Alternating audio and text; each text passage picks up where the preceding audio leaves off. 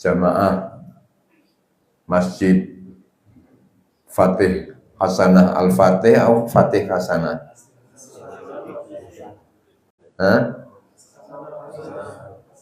Masjid Al-Fatih.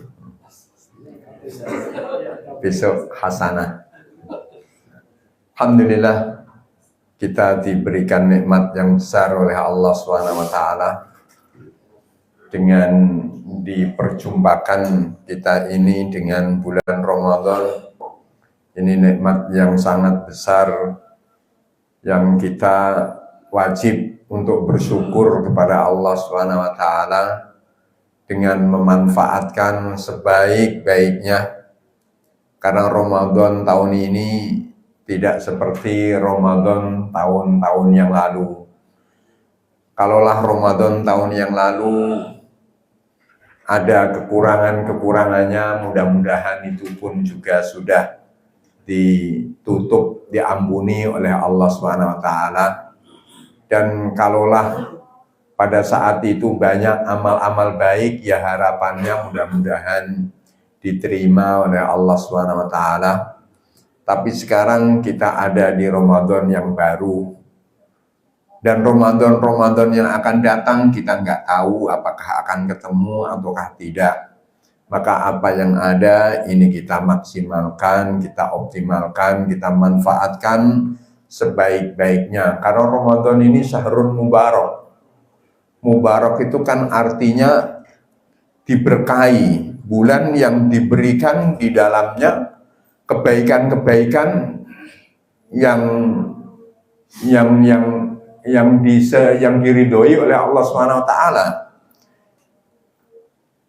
Nah, ini jangan sampai detik-detiknya, menit-menitnya, waktu-waktunya tidak kita manfaatkan dengan sebaik-baiknya.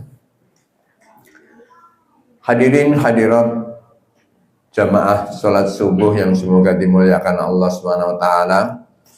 Sebagaimana biasa setiap Sabtu pekan yang ketiga seperti ini, baik itu di dalam bulan Ramadan maupun di bulan-bulan sebelum dan sesudah Ramadan, kita biasa membaca fikih, dan saat itu fikih yang kita baca adalah fikih kontemporer, dan kita baca fikih dari kumpulan-kumpulan fatwa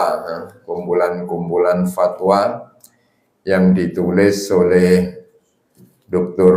Yusuf Qaradawi rahimahullahu ta'ala rahmatan wasi'ah. Ini ada fatwa muasirah. Nah, ini ada banyak permasalahan-permasalahan. Nanti kita bicaranya bukan fadhail Ramadan, bukan bicara tentang keutamaan Ramadan dan motivasi Ramadan. Itu biasa sudah disampaikan oleh ustadz-ustadz kita dalam ceramah-ceramahnya. Kali ini kita bicara tentang fiqhul ahkam saja yang muta'alliqah bi Ramadan. Nah, jamaah yang dirahmati Allah SWT, ada permasalahan-permasalahan yang beliau tulis. Ini semuanya adalah asal usulnya, asal muasalnya adalah pertanyaan. Jadi permintaan dari masyarakat untuk menjawab permasalahan-permasalahan yang ada. Nah, pertama yang beliau tulis ini adalah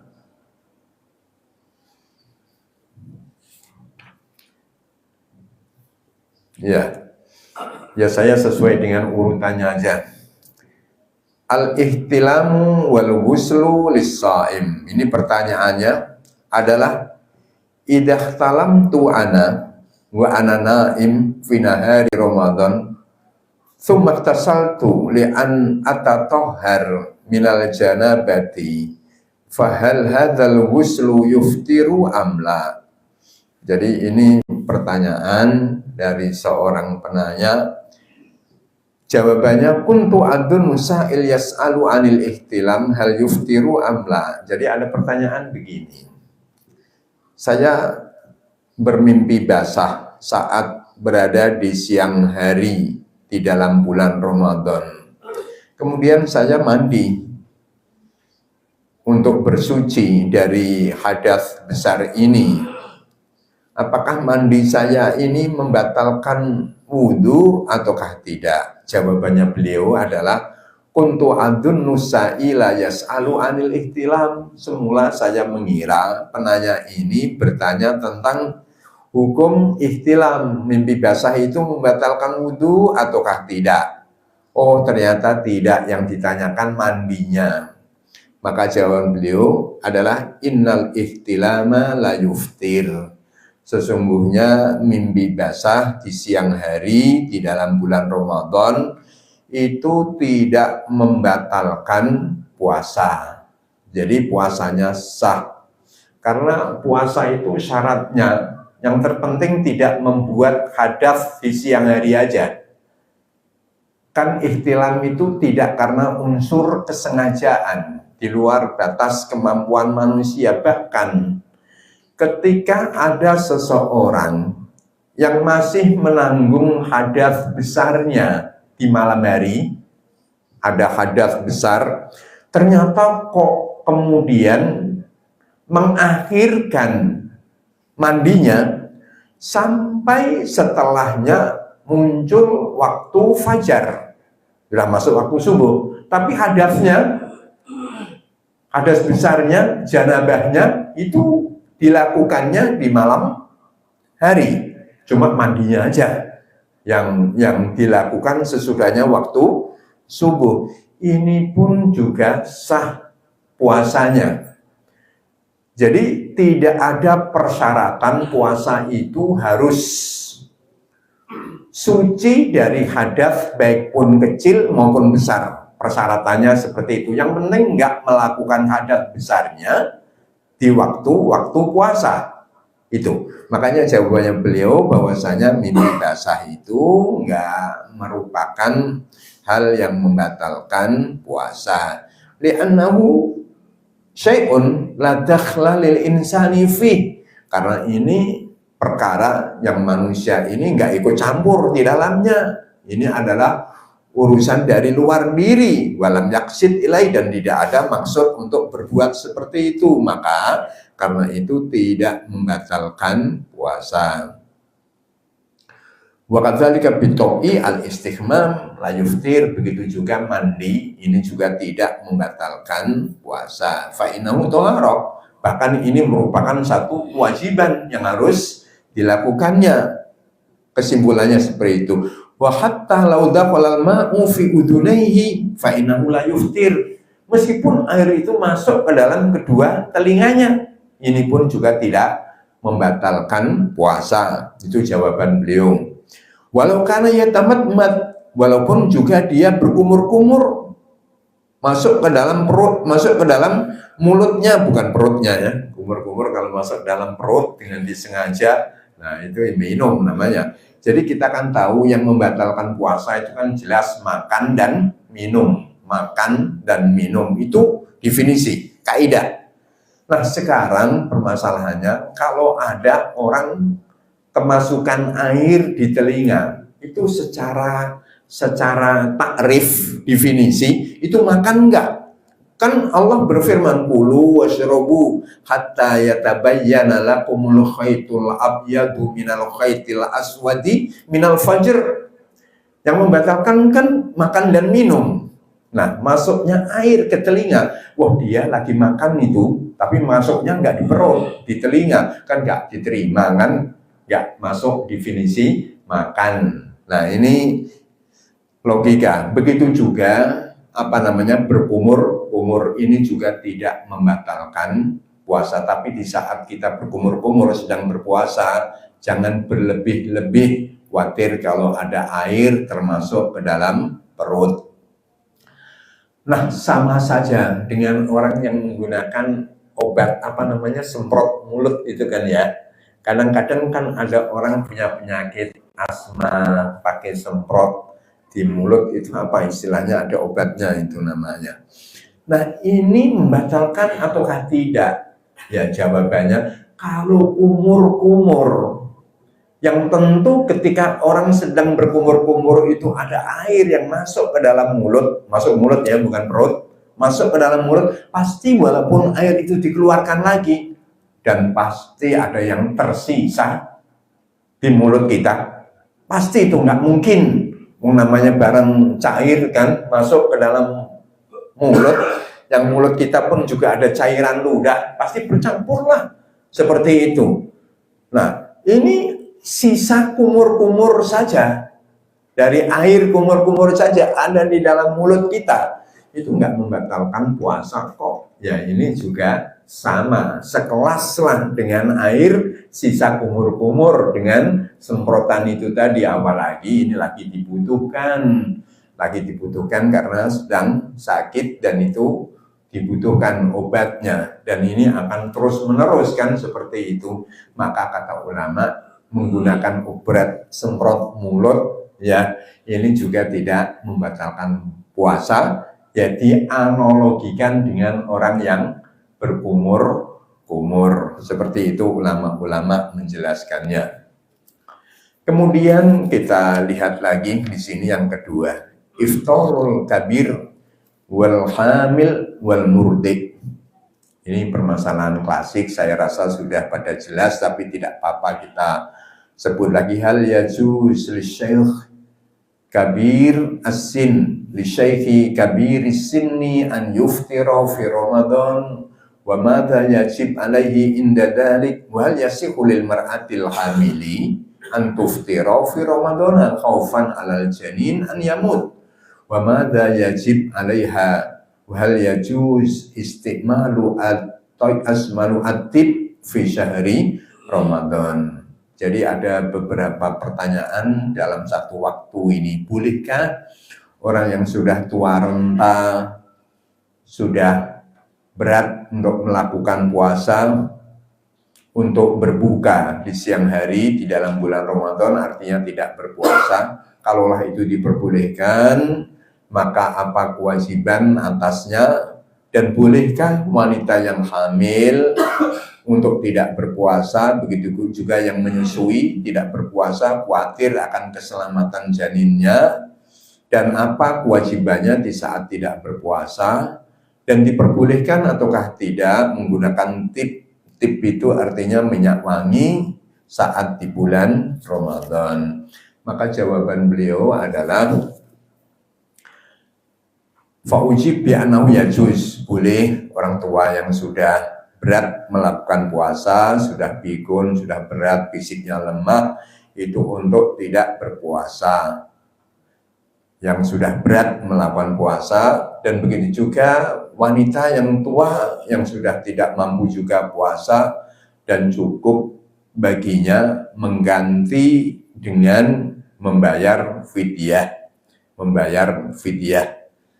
Jadi Allah SWT di sini berfirman, wa 'alal ladzina yutiqunahu fidyatun ta'amu miskin faman tatawwa'a khairan fahuwa khairul lah. Ini yang dimaksudnya adalah fasyekh al-kabir wal mar'ah al-ajuz. Ini ditujukan kepada, ini menurut ulama ayat ini tidak dinasakh, tapi ini diperuntukkan buat orang yang sudah tua.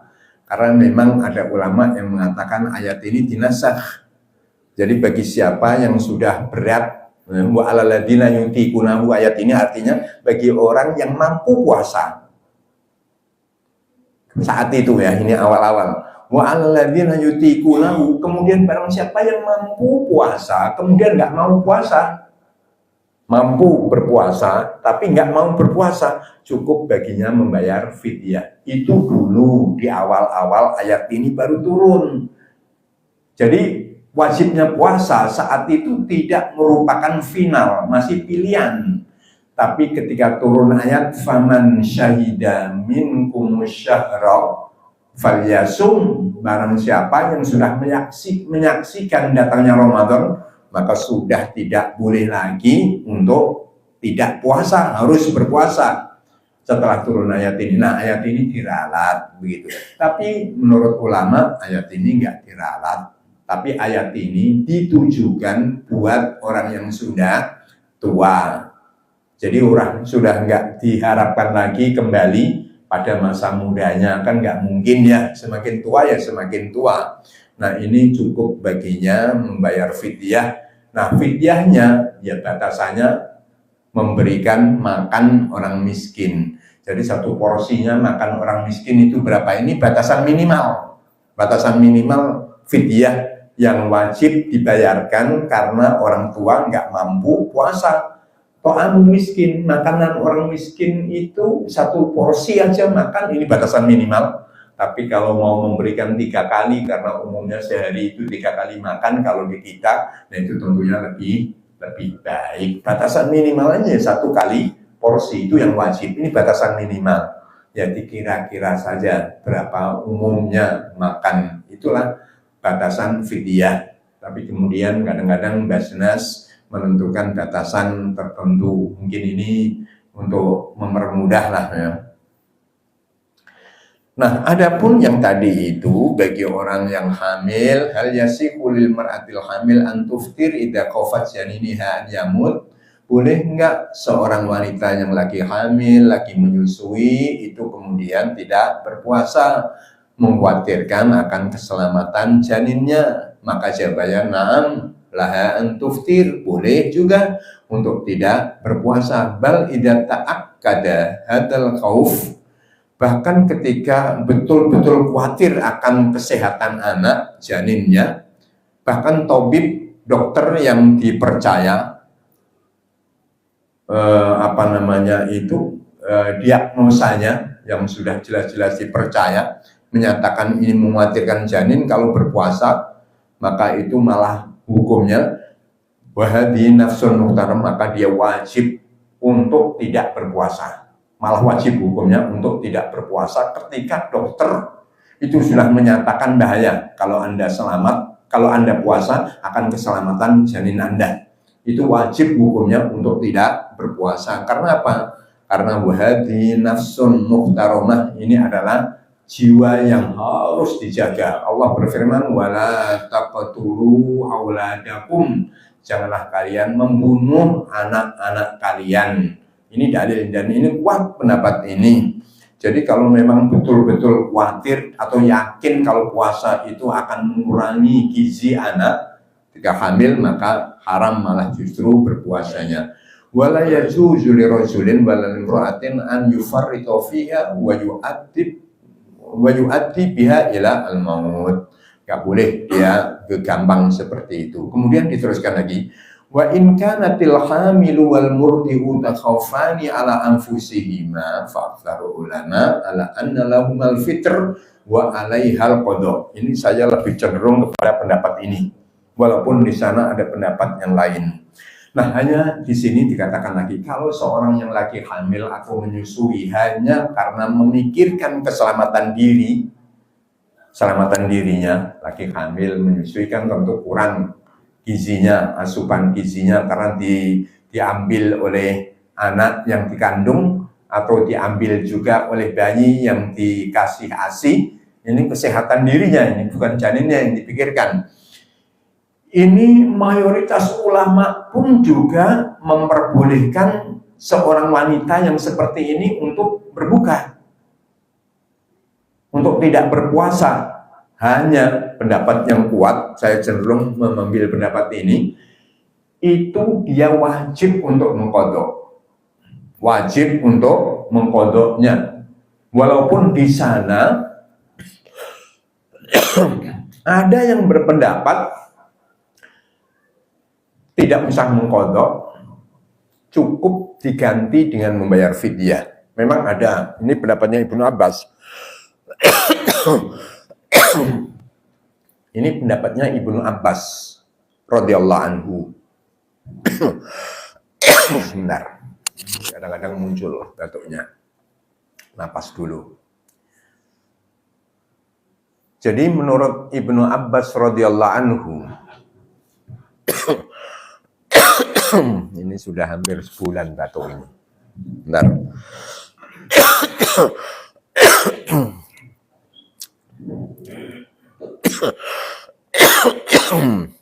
Allah. Lanjut. muncul suaranya. Jadi Ibnu Abbas radhiyallahu anhu itu berkata bahwasanya ayat ini wa 'alal ladzina yutiqunahu fidyatun datang lagi.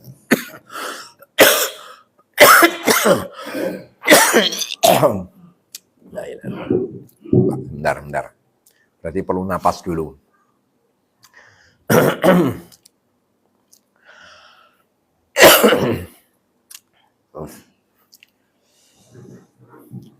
Kadang-kadang muncul, kadang-kadang enggak. Bismillah. Jadi ketika menafsirkan ayat ini wa 'alal ladzina yutiqunahu fidyatun ta'amu miskin. Ini di samping ayat ini untuk orang tua, baik laki maupun perempuan yang tidak mampu berpuasa. Kata Ibnu Abbas radhiyallahu anhu, ini juga untuk wanita hamil dan menyusui. Jadi disamakanlah wanita yang hamil dan menyusui ini dengan orang tua, gitu. Dianalogikan kepada orang yang tua. Tapi gini, ini pendapatnya Ibnu Abbas radhiyallahu anhu, dan ini pendapat tidak disepakati semuanya oleh para sahabat-sahabat yang lain. Ini pendapat pribadinya beliau. Walaupun ada sebagian sahabat yang berpendapat seperti beliau ada. Tapi jumhurul ulama berpendapat bahwasanya wanita yang hamil dan wanita yang menyusui itu lebih tepat dianalogikan kepada orang yang sakit. Gini, kan tadi itu dianalogikan, disamakan ya hukumnya seperti orang tua, gitu. Kalau orang tua memang sudah jelas. Nah, ini berarti kalau orang tua kan wajib bayar fidyah aja kan begitu. Tapi lebih kuat mana orang yang hamil dan menyusui ini? Apakah yang lebih kuat itu dianalogikan kepada orang tua atau dianalogikan kepada orang yang sakit? Kalau orang sakit kan boleh untuk tidak berpuasa kan, tapi kan berkewajiban untuk membayar. Nah, lebih dekat mana dia disamakan sama orang tua atau dengan orang yang sakit? Nah, makanya jumhur ulama lebih dekatlah dia itu disamakan dengan orang yang sakit karena hamilnya ada masa batasnya. Menyusuinya pun juga ada batasnya. Lebih tepat ketika orang sakit kan sama ada batasannya, nanti sembuh. Setelah sembuh wajib untuk membayar. Sama. Orang yang hamil ada batas waktu hamilnya. Kalau menyusui juga ada batas waktu menyusuinya. Nanti kembali sehat lagi. Kok nggak disamakan dengan sana? Sementara dalil kias. Kias itu kan lebih kuat. Analogi tadi itu dalil yang muttafaq alaihi. Sementara pendapatnya sahabat, ini kan mukhtalaf fi. Jadi pendapatnya sahabat, walaupun itu Ibnu Abbas radhiyallahu anhu, ini kan pendapat pribadi. Bukan dalil dari Al-Quran maupun sunnah. Nah, ini berlawanan dengan dalil kias. Mana yang lebih kuat antara dalil kias dengan pernyataan sahabat? Makanya ulama mengatakan kias itu adalah dalil yang disepakati oleh para ulama. Tapi kalau pendapatnya sahabat ya, ini pendapat loh, bukan pengambil dari Al-Quran maupun sunnah. Sahabat berpendapat, ini mukhtalaf fi, diperselisihkan. Kecuali kalau sahabat-sahabat yang lain menyetujui pendapat salah seorang sahabat, baru itu namanya ijma. Ini kan nggak merupakan ijma, pendapat pribadinya Ibnu Abbas radhiyallahu anhu. Nah, ini sebagian ulama, bahkan jumhur ulama mengatakan buat wanita yang hamil dan menyusui, ketika sudah selesai masa hamil dan menyusuinya, yang seperti orang yang sakit, sembuh dari penyakitnya. Kalau orang yang sakit sembuh wajib ngodok, ya sama wanita yang habis menyusui, nanti sehat kembali, ya wajib ngodok. Tapi ini Yusuf Qaradawi dalam buku ini memberikan penjelasan yang lebih luas. Kecuali, kata dia, wanita yang pekerjaannya itu hamil dan menyusui.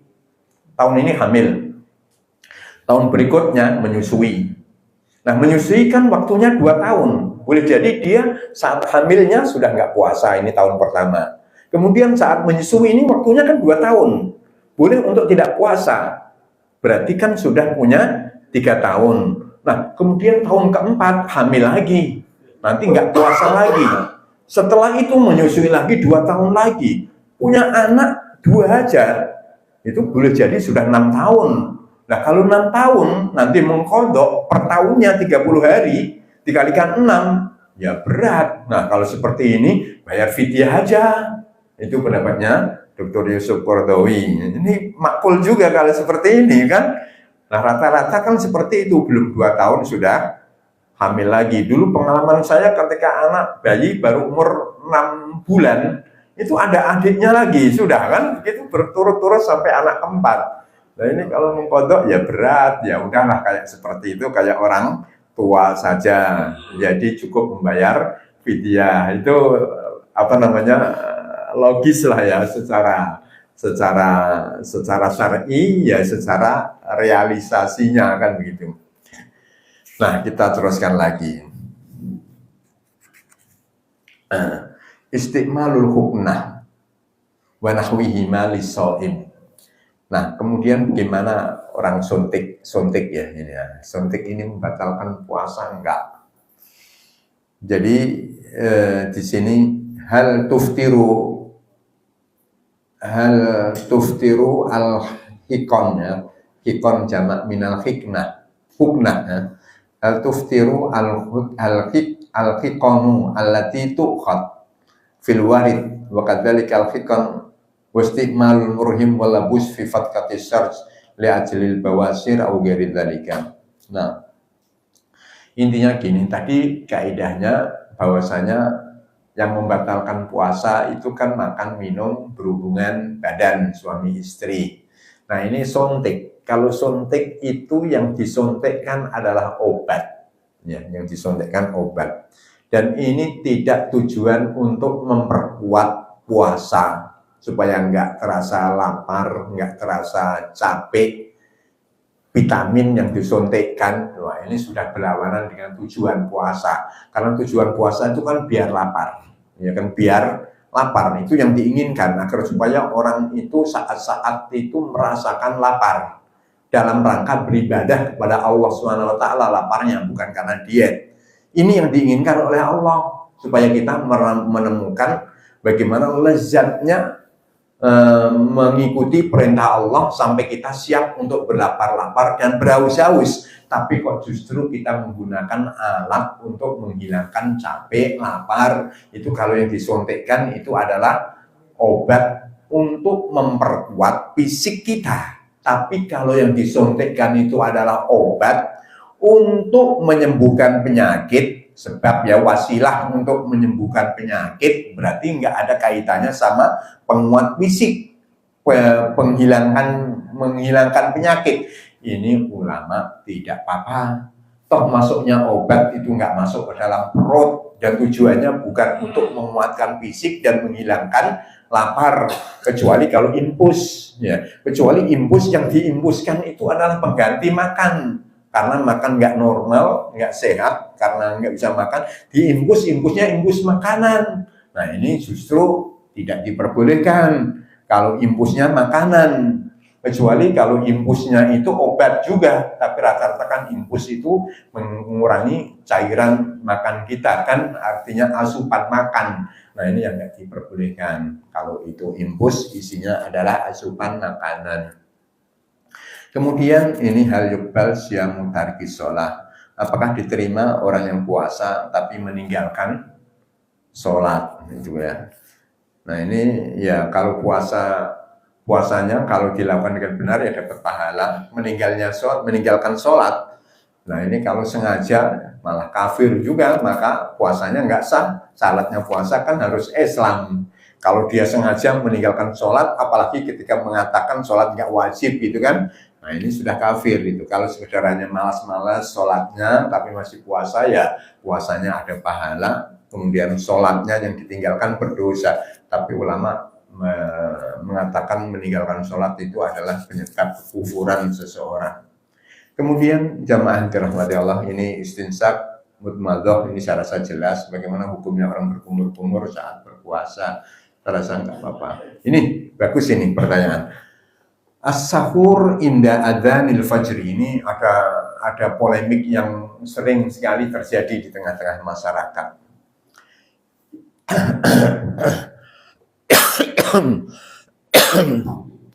Idza ta'akhkhara al-insanu fis sahuri ka'an yaghlibahu an-naumu wa sami'a adzan al-fajri wa kana ma yazal ya'kul ta'ama sahurihi fahal yatrukut ta'am fawra sama'ihi al-adana am minal jaizi al-istimraru fil aqli hatta intihail adzan. Nah, ini pertanyaan bagus. Kadang-kadang ini terjadilah ketika seseorang itu terlambat sahurnya, seperti ketiduran, kemudian mendengar adzan, sementara di tangannya tadi itu masih ada makanan sahur. Ini lagi adzan, dia karena ketiduran, pas lagi makan, asik makan begitu, kemudian adzan berkumandang, pertanda masuknya waktu subuh. Apakah dia harus meninggalkan makanannya itu, diberhentikan makannya, begitu dia dengar adzan, atau masih boleh untuk terus makan sampai adzan berakhir. Ini kalau saya baca teksnya nanti kelamaan, kesimpulannya begini. Kan ada hadis Rasulullah Shallallahu Alaihi Wasallam, idza sami'tumun nida wa fi yadikumul ina fala tad'uhu hatta taqdiyah. Jadi ketika Anda sami'tumun nida, mendengar adzan, kemudian di tanganmu itu masih ada ina. Ina itu piring, wadah makanan, piring, mangkok atau apa itu yang berisi makanan. Fala tad'uhu, jangan letakkan hatta taqdiyahu, sehingga engkau menghabiskannya. Ini bunyi hadisnya seperti itu. Sehingga dari hadis ini ada yang berpendapat orang yang terlambat karena ketiduran seperti itu masih boleh untuk meneruskan makan dan minumnya. Tapi yang dipegang aja, jangan yang di meja, gitu kan. Ini diteruskan sampai selesai. Kan Rasulullah katanya fala tad'uhu, jangan letakkan. Berarti yang dipegang hatta taqdiyahu, sehingga kau selesaikan itu makanan dan minuman sampai batas akhir azan. Ini kalau kita lihat teksnya hadis seperti itu, maka akhirnya kita jumpai ada orang yang mengatakan masih boleh. Tapi menurut penulis buku ini, dan saya cenderung setuju, ini hadis, gitu kan ya. Konteksnya itu, ini enggak ditulis oleh Yusuf Qaradawi. Kalau Yusuf Qaradawi enggak menyebutkan di sini, bahkan beliau mengatakan ayat Al-Quran aja. Yang penting kan Allah berfirman, kulu washrabu hatta yatabayyana lakumul khaitul abyadu minal khaitil aswadi minal fajr. Maka minumlah kalian terus sampai waktu fajar tiba. Berarti kalau waktu fajar, waktu subuh tiba, ya berhenti. Ini bunyi ayatnya begitu. Ya akhirnya menurut Yusuf Qaradawi rahimahullah rahmatan wasi'ah, kalau subuh tiba, walaupun di tanganmu itu ada makanan, ya letakkan, jangan teruskan. Tapi nampaknya kan kontradiktif, nanti kita lihat. Tapi Yusuf Qaradawi cuma hanya mengatakan nggak boleh diteruskan. Tapi beliau nggak menyinggung dalil yang kelihatannya secara dohir tadi, itu memperbolehkan untuk menyelesaikan makanan itu. Nggak menyinggung ini.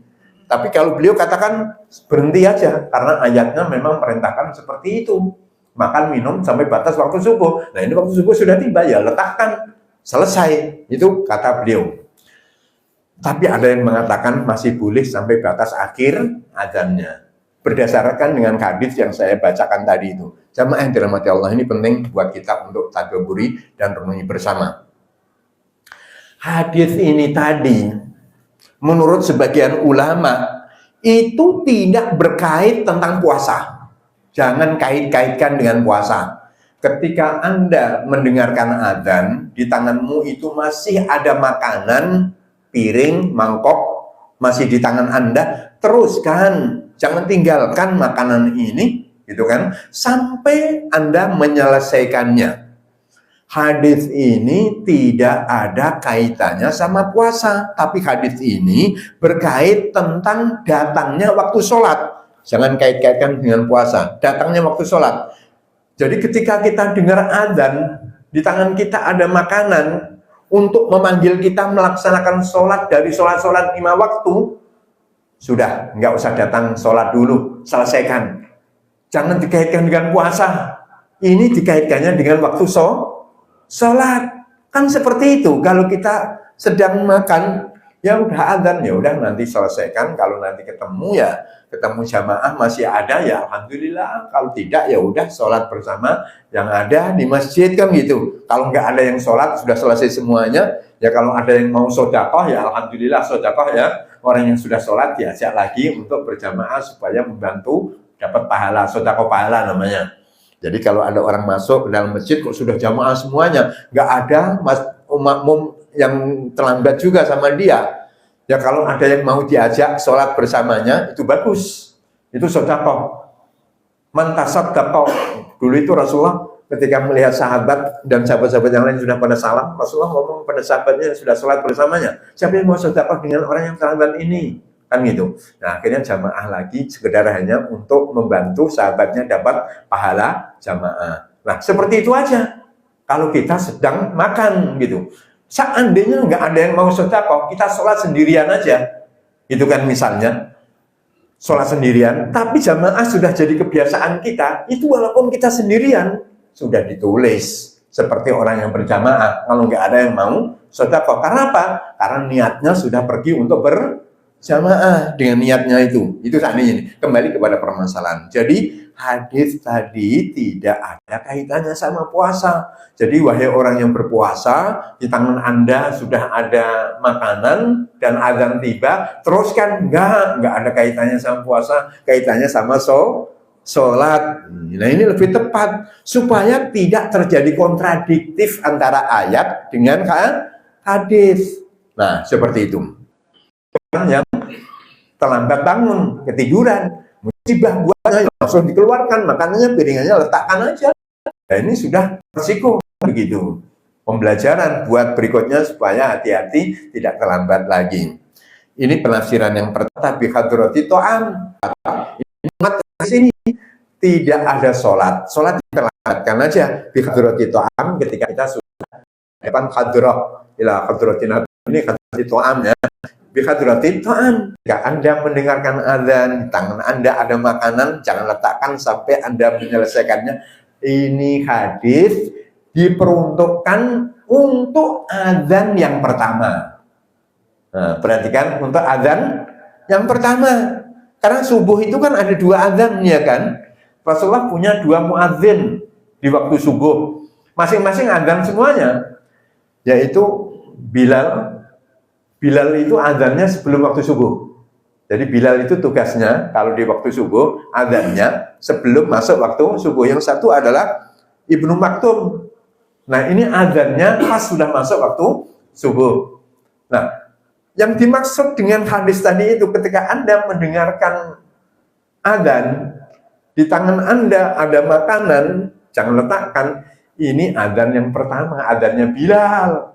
Adanya Bilal, karena ini belum masuk waktu subuh, kan begitu. Nah ini lebih tepat supaya tidak terjadi kontradiktif antara hadis dengan ayat, karena ada antara cara untuk menggabungkan dalil-dalil yang nampaknya kontradiktif itu adalah thoriqatu al-jama'. Nah ini jamak seperti ini tepat, jangan tarjih, jangan mendulukan hadis atau mendulukan ayat ketika terjadi kontradiktif. Tapi upayakan agar supaya tidak terjadi kontradiktif. Nah ini pas kalau kita tafsirkan ini untuk sholat supaya tidak benturan dengan ayat, atau kita tafsirkan dengan adzan yang pertama supaya tidak benturan juga dengan ayat Al-Quran yang memerintahkan untuk berhenti. Nah ini permasalahan ini penting untuk kita pahami bersama-sama. Kemudian ini aklus shaim au syurbihi nasyan. aklu shaim au syurbihi nasian, makannya orang puasa atau minumnya orang yang sedang puasa nasi. Makan nasi itu membatalkan mana. Jadi kata Rasulullah Sallallahu Alaihi Wasallam ini dalam hadis sahih, man nasya fayutimma saumahu, barang siapa teruskan puasanya nggak batal. Ini jalan lain, makan nasi itu hanya lupa. Barang siapa yang makan lupa, nasi isinya makan itu repot kalau ditafsirkan seperti itu. Jadi itu lupa, beda ya. Ini saya rasa jelas lah, ya perlu dibicarakan. Sekarang yang kita bicarakan yang salah. Lupa sama salah itu beda. Walaupun Imam Abu Hanifah menyamakannya. Ini tidak terdengar azan, atau misalnya seseorang itu berada di suatu tempat nggak dengar azan, walaupun azan itu sendiri adalah tidak, kadang-kadang salah waktunya muadzin atau terlambat itu. Kalau terlambat azan sedikit nggak apa-apa ya. Kalau sebelum waktunya ternyata sudah azan dulu, nah kemudian orang-orang pada makan semuanya, itu gimana hukumnya? Jadi yang jelas gini, gimana kalau orang itu salah memprediksi waktu maghrib sudah tiba, orang sudah gelap mendung misalnya, tapi setelah makan ternyata baru masuk maghrib. Nah ini salah, ini beda dengan lupa. Ini ada salah, atau kemungkinan orang yang baru bangun tidur, kemudian dia menyangka subuh belum tiba, tapi setelah selesai makan, gitu kan, minum, loh ternyata saya sahur tadi itu sesudahnya masuk waktu subuh. Nah ini salah kan? Apakah bisa disamakan dengan orang yang lupa? Ini jumhur ulama mengatakan tidak. Jadi batal puasanya orang yang salah tadi itu. Beda. Karena gini, saya lebih setuju kepada ini, walaupun Imam Abu Hanifah sama aja lah hukumnya. Nah, tadi kan lupa, ini salah. Kan apa? Rabbana la tu'akhidna in nasina au akhtana. Kan begitu kan ya? Au akhtana, kan begitu dalilnya. Itu Imam Abu Hanifah. Tapi pada hakikatnya kalau kita perhatikan ini beda. Orang yang lupa, perhatikan, orang yang lupa itu dia tidak ada niatan, dia tidak tahu kalau dirinya itu sedang puasa. Orang yang makan karena lupa, itu dia nggak ngeh saat makan dia itu puasa, gitu. Baru setelahnya makan, loh saya kan puasa, nah ini lupa namanya. Tapi orang yang salah, enggak, dirinya tahu kalau ini sedang puasa, tapi anggapannya waktu sudah enggak, kan beda ya kan Pak ya. Nah sehingga jumlah mengatakan orang yang salah berbuka, orang salah dalam bersahur dari sisi waktunya, waktu bukanya salah, waktu sahurnya salah, itu puasanya batal. Saya lebih cenderung kepada yang ini, nggak sama. Karena ini kan beda dengan lupa. Kalau lupa memang apa namanya ya, nggak ada unsur kesengajaan untuk membatalkan puasa. Itu yang lupa. Makanya dia makan aja. Karena memang nggak ada niatan membatalkan puasa, memang dia nggak ngeh kalau dirinya puasa, gitu kan ya. Tapi kalau orang yang salah, memang ada sengaja dia membatalkan puasanya. Tapi karena salah aja, dia tahu kalau dirinya puasa gitu. Makanya gimana saja, nggak dosa aja di hadapan orang yang dianggap salah. Ya, dianggapnya waktu sahur masih bangun tidur. Jadi cenderung batal puasanya, tapi nggak dosa. Kalau batal berarti wajib mengqadha. Ini perempuan boleh nggak keluar untuk sholat? Yang jelas bahwasanya ini suami ini ketika ingin sholat indah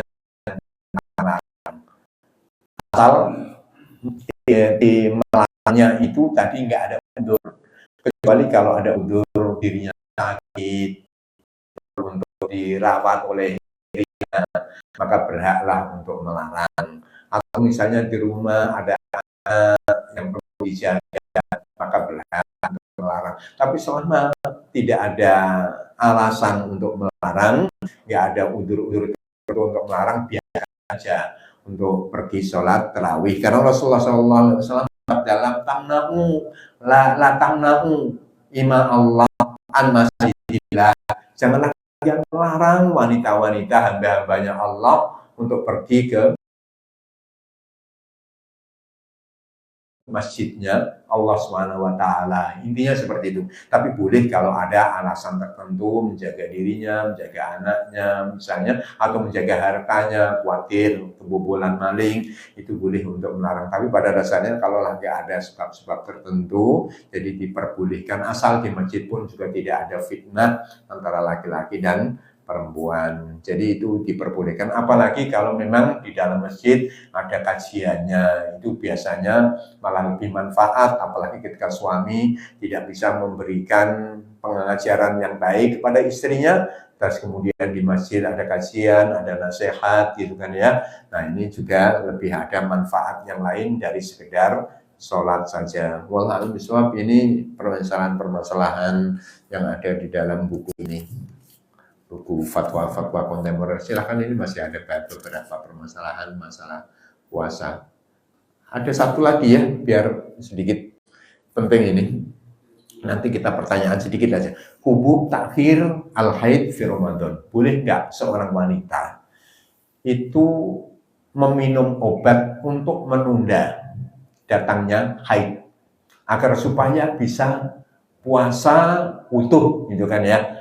Apalagi ketika di malam-malam di 10 hari yang terakhir ingin mendapatkan malam Lailatul Qadar gitu kan ya. Atau biasanya yang sering dilakukan oleh ibu-ibu wanita itu adalah saat mau umroh gitu kan ya. Khawatir saat umrohnya nanti datang bulan, sementara umroh itu syaratnya kan tawaf harus suci, sementara keberadaannya di Mekah terbatas, nggak bisa menunggu sampai batas sucinya, karena waktu terbatas, nanti nambah hotel, kemudian nambah tiket pesawat lagi, kan gitu. Nah itu boleh nggak menggunakan obat dalam rangka menunda datangnya haid? Ini nahnu na'lamu anna siyama ramadana khairun wa barakatun fi jami'i ayyamihi wa la nuhib an nuharrim man an min ba'di an nuharrim min ba'di hadi al ayyam sauman wala salatan fa hal yajuz lana istimalu hububi man'il haidi ma'al ilmi bi anal ba'da qad jarrabahu walam yadur niswatun muslimatun. Nah ini ada pertanyaan dari sekelompok wanita-wanita muslimah yang diajukan kepada penulis. Bolehkah, kan kita tahu bulan Ramadan itu bulan yang penuh dengan kebaikan, keberkahan, sementara saya itu atau kami ini nggak ingin ada hari yang bolong sehingga tidak berpuasa karena datangnya bulan tadi itu. Bolehkah kami ini menggunakan hubub, yaitu pil atau obat yang bisa mencegah haid, sementara ada orang yang sudah menggunakannya, kemudian juga nggak ada bahaya secara fisiknya? Jawaban beliau, ajma'al muslimuna ala annal muslimatal lati ta'tiha al-'adatu syariatu fi Ramadan al-mubarak la siyama 'alaiha. Ulama sepakat bahwasanya wanita di saat datangnya bulan Ramadan itu kemudian dia haid, itu ulama sepakat dia tidak boleh untuk berpuasa. Jadi tidak boleh berpuasa, la siyama 'alaiha fi syahr. Tidak ada puasa pada bulan yang dia haid. Wa innama yajib 'alaihal qada, dia wajib untuk membayarnya. Wa dzalika takhfifun minallah, ini adalah keringanan yang diberikan oleh Allah Subhanahu wa taala kepadanya. Fa ujaba 'alaihal iftar, maka bahkan wajib dia untuk tidak berpuasa ketika sedang haid. Fa in somat, ketika dia puasa memaksakan diri saat haid, itu tidak diterima puasanya. Ini adalah merupakan kesepakatan seluruh ulama. Hanya saja ketika menggunakan obat seperti ini, obat penunda, wa ana ufadzil saksian, ini pendapatnya pribadi beliau. Ana ufadzil saksian antasiro al umuru ala tabi'ah wa ala fitrah. Saya pribadi tetap masih memprioritaskan untuk berjalan normal saja. Ini pendapat pribadi beliau. Jadi nggak usah menggunakan obat-obat penunda datangnya haid, normal saja. Memang Allah ciptakan manusia seperti itu kok, punya tabiat bulanan, ya biarkan saja. Ini datangnya dari Allah. Yang penting kan puasa yang memerintahkan Allah. Kemudian yang memerintahkan untuk tidak berpuasa saat datangnya bulan juga Allah, yang menciptakan haid juga Allah SWT. Ya sudah, diikuti normal saja, kan begitu. Bahkan dalam sebuah riwayat itu kan dikatakan man marido au safaro kutiba maka ya'malu kutiba lahu maka ya'mal sahihan mukima. Artinya barang orang yang sakit atau musafir, kemudian sebelumnya sakit dan safar itu dia biasa melakukan kebaikan, maka pahala kebaikan yang dulu-dulu dilakukan sebelum sakit dan safarnya, yaitu ditulis oleh Allah SWT. Nah ini dulu kan kalau dia itu tidak haid, kan dia itu puasa, berarti pahala puasanya pun juga sudah ditulis oleh Allah SWT. Ini pendapat pribadi beliau. Tapi beliau akhirnya memberikan pendapat juga begini. Walakin idza kana hunaka naw'un minal hububi wal adwiyati tatata'ataha ba'dun nisa litahsil haid kama huwa ma'rufun min hububi mad'il hamli wa aradat ba'dun nisa an yatanawwalna hadhil hubub li ta'khiril 'adah an mau'idiyah hatta la tuftir ba'da ayyam ramadan fa hadza la ba'sa bihi bi syarti an tata'akkad min adami idrariya bi. Ini pendapat pribadi beliau seperti itu. Tapi ini di saat di sana ada obat yang memang bisa menunda datangnya haid, atau di sana ada obat yang bermanfaat yang bisa menunda datangnya haid, sebagaimana manfaatnya obat untuk tidak hamil, gitu kan ya, untuk tidak hamil, maka ketika tidak membahayakan fisik, jadi secara medis obat yang digunakan untuk menunda datangnya haid itu tidak membahayakan secara fisik, seperti itu, ya nggak apa-apa. Itu intinya beliau seperti itu, walaupun pendapat pribadi beliau seperti itu tadi. Jadi seperti ketika orang saat mau umroh lah, kalaulah tidak ada bahaya secara medis, maka ya nggak apa-apa menggunakan obat menunda datangnya haid. Ini kurang lebihnya permasalahan-permasalahan yang diangkat oleh penanya, dan ini jawaban-jawaban beliau dalam buku yang dihimpun dari fatwa-fatwa kontemporer Dr. Yusuf Qaradawi rahmatullah alaih. Silahkan barangkali kalau ada waktu kita buka pertanyaan atau sudah habis. Silakan Pak ya. Waalaikumsalam warahmatullahi wabarakatuh. Kalau donor aferesis yang diambil trombositnya saja, itu kan darahnya keluar, kemudian darahnya dimasukkan lagi. Saat dimasukkan lagi itu ditambah dengan cairan infus. Apakah itu membatalkan puasa? Impusnya berarti untuk memperkuat fisiknya ya. Jadi gini, intinya kaidahnya, apakah boleh donor hijab gitu kan ya? Gini, ada hadis gini bunyinya, hijab itu kan disamakan, anggaplah donor ini disamakan dengan hijamah ya, pekam.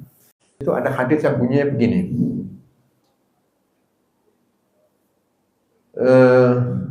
Aftarul hajim wal muhtajim. Tapi kali sini banyak penafsiran. Aftarul hajim wal muhtajim. Batal puasanya orang yang hajim. Hajim itu pembekamnya. Wal muhtajim, dan orang yang minta bekam. Itu batal kedua-duanya. Ada hadis yang bunyinya seperti ini. Walaupun nanti hadis ini banyak penafsiran. banyak penafsiran. Jadi kita ambil bab donor tadi itu. Jadi kan pengeluaran darah donor itu kan ya. Sebagaimana ketika orang bekam itu pengeluaran darah. Nah, bekam saja yang darahnya itu enggak sebanyak donor, itu saja dikatakan dalam hadis aftor, batal. Jadi kalau saya melihat ini sebagai tindakan hati-hati, preventif saja, kalau mau donor, ya sebaiknya di malam hari aja, ini tindakan preventifnya ya, untuk keluar dari perselisihan ulama. Apalagi tadi itu ditambah dengan infus. Kok saya rasa infus ini sekedar penguat lah, karena kan fisik agak sedikit menurun ya ketika diambil darah. Ini sebagai kehati-hatian aja. Khawatir kalau terkena hadis tadi itu. Tapi dalam sebuah hadis yang lain Rasulullah mengatakan ihtajama sallallahu alaihi wasallam wa huwa shaim. Dalam hadis yang lain Rasulullah itu pernah berbekam sementara Rasulullah sallallahu alaihi wasallam itu dalam kondisi berpuasa. Sehingga kalau saya mempelajari hadis tadi itu, batallah puasa orang yang pembekam dan yang dibekam, itu tafsirannya banyak itu. Saya diantaranya punya banyak penafsiran yang diberikan oleh ulama dan saya juga tahu, tapi ini tindakannya lebih baik untuk hati-hati aja. Toh lagi puasa gitu kan ya, bekam di malam hari lebih tepat, kemudian fisiknya juga terisi gitu kan, secara kesehatan baguslah. Artinya menjaga kesehatan juga. Nah ini kalau lagi musim Ramadan mungkin program-program donor itu dilakukan di siang hari, apalagi saat berpuasa khawatir pingsan juga kan ya, secara medisnya seperti itu, untuk kehati-hatian aja. Wallahu a'lam. Ada yang lain atau cukup? Ya Pak, silakan. Waalaikumsalam warahmatullahi wabarakatuh. Saya beberapa tahun yang lalu sedang puasa gitu, terus saya beli semangka gitu. Beli semangka sama istri. Terus tiba-tiba pas dicobain, main teman aja.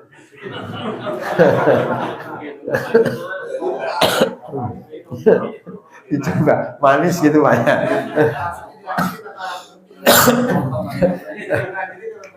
Tapi saya pernah ya, pertanyaan yang bagus. Ya. Ya.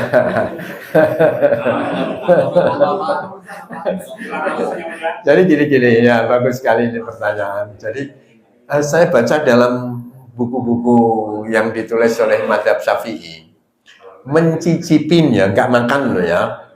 Mencicipi makanan apakah sudah asin, kasinan kan, mungkin dia jualan makanan kan, dicoba asin dan tidaknya, sekedar di mulut saja, setelah itu diludahkan, dikeluarkan, itu nggak apa-apa. Ini fikih-fikih dalam mazhab Syafi'i yang saya baca dulu saat masih belajar, masih ingat, ini nggak apa-apa.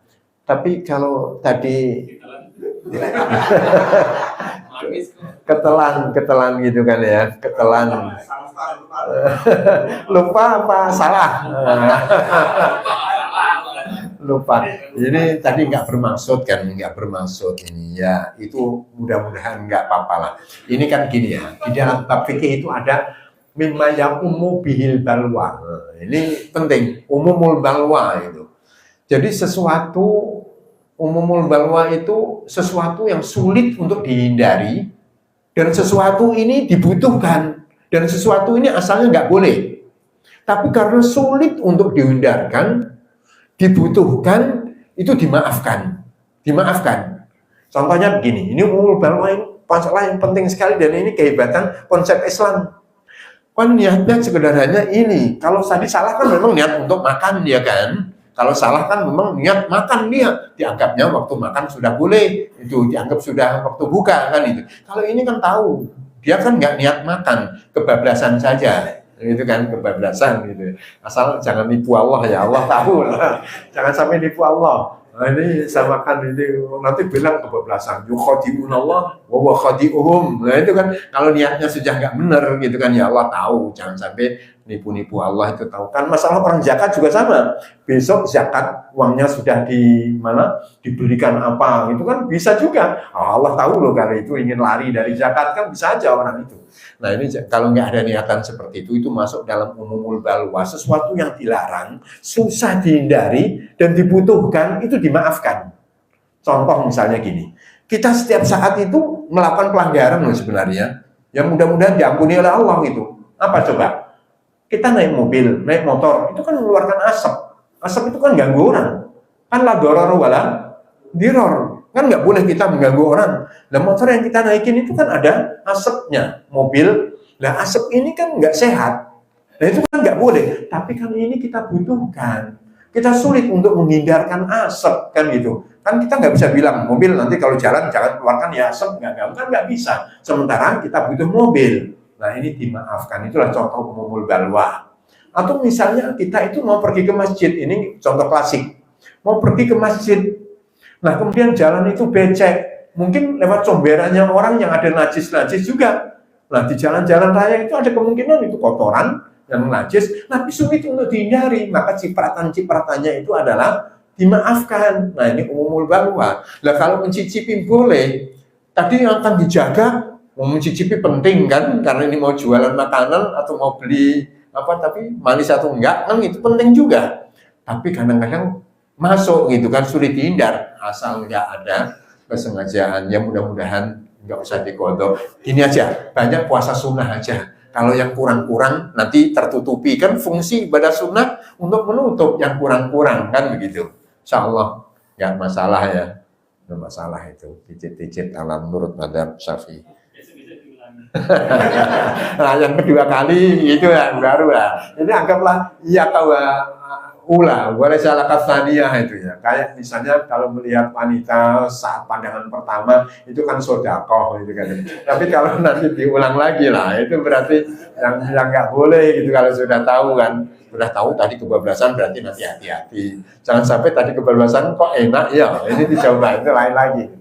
So yang ingin itu aja ya. Bapak yang dirahmati Allah, kita sudahi dengan doa kafaratul majelis. Subhanakallahumma wa bihamdika asyhadu an la ilaha illa anta astaghfiruka wa atubu ilaik. Assalamualaikum warahmatullahi wabarakatuh.